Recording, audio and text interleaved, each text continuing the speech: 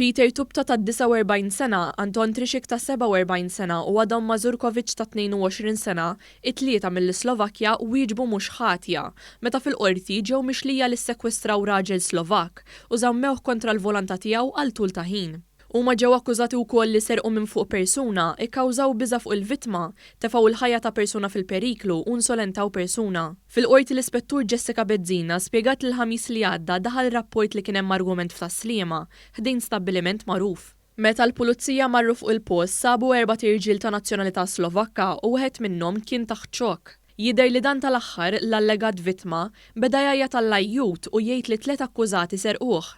Dawk li kienu fil-viċinanzi ċemplu għall-għajnuna tal-pulizija. L-ispettur qalet li meta kien mitkellem l-allegat vittma stqar li ġurnata qabel l-akkużati żammewh kontra l-volontà tiegħu wara li sabbuh il-mellieħa, għamlulu jdejh wara daru, marru dawra bil-karozza tiegħu u bidlu l-karozza għal waħda tal-kiri. L-ispettur komplet tgħid li l-allegat vittma ittieħed l-aħrax tal-mellieħa fejn l-akkużati allegatament rabtuh ma' siġra, neżżaw ħarwien u bdew ituħ fix-xita. Wara xi ħin, it-3 aggressuri ħallew lill-vittma reġgħu daħlu fil-karozza u ħaduh f'lukanda f'Taslima fejn żammewh kontra l-volontà tiegħu matul il-lejl.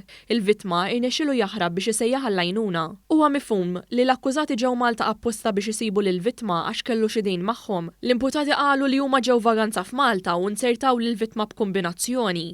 Jidher li l-akkużati u l-vittma kellhom xi relazzjoni ta' xogħol flimkien. Fil-Qorti, l-avukat li qed tirrappreżenta l-akkużati ma talbitx l-ħelsien mill-arrest u għaldaqstant baqgħu jinżammu arrestati. Il-Maġistrat Joe Mifsud qal li Malta dejjem kienet magħrufa bħala l-pajjiż li fih in-nies jiltaqgħu biex jiftehmu fuq il-paċi u għaldaqstant saħaq li djun f'pajjiżi oħra m'għandhomx jiġu esportati lejn pajjiżna. Fis-sqarrija tal-Pulizija ngħad li l-investigazzjonijiet waslu biex instabet il-karozza li ntużat waqt l-att tas-sekwestru u ġew elevati numru ta' oġġetti tal-vittma minn fuq 3 persuni akkużati.